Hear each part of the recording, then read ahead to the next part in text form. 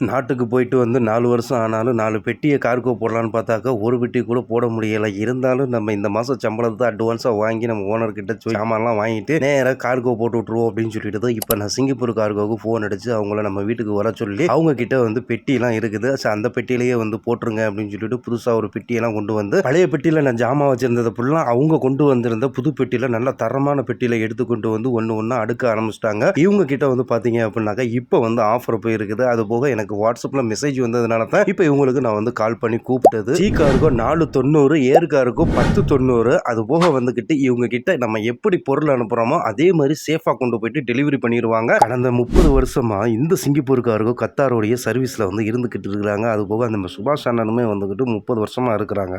Sir, Singapore cargo 30 வருஷமா அந்த cargo நல்ல இதாக போய்கிட்டு இருக்கு. உங்களுக்கு சாமான் எப்படி கொடுக்கணும் அப்படி வீட்டில் நீ கொடுத்த மாதிரியே வீட்டில் கிடைக்கும். అమ్మా నమస్కారమ్మా. సింగపూర్ కార్కో అమ్మా 30 సంవత్సరం ఈ కార్కో ఉండదమ్మా. బాగా పోతుంది సామాన్ ఇస్తే 40 రోజు 35 రోజులు వెళ్ళిపోతుంది. எனக்கு ஒரு 8 கிலோ இன்னும் ஆட் பண்ண வேண்டியது இருந்துச்சு. காலையில் சூக்குவாக்கோ பக்கத்தில் வேலை இருந்ததுனால அப்படியே போயிட்டு வாங்கிக்கிட்டு அந்த கடையிலேயே கொண்டு போயிட்டு ஆட் பண்ணிட்டு அவங்க கிட்டேயே காசையும் கொடுத்துட்டு நம்ம வந்தாச்சு. ஸ்க்ரீனில் தெரிகிற நம்பருக்கு இப்போமே கான்டாக்ட் பண்ணி உங்களுடைய கார்கோவை இவங்க கிட்ட சென்ட் பண்ணிக்கோங்க. அது போக இவங்களுக்கு தனியாக ஒரு கடை இருக்குது. அதை பற்றி அடுத்த வீடியோவில் வந்து போகிறேன். Follow, subscribe. பாய்.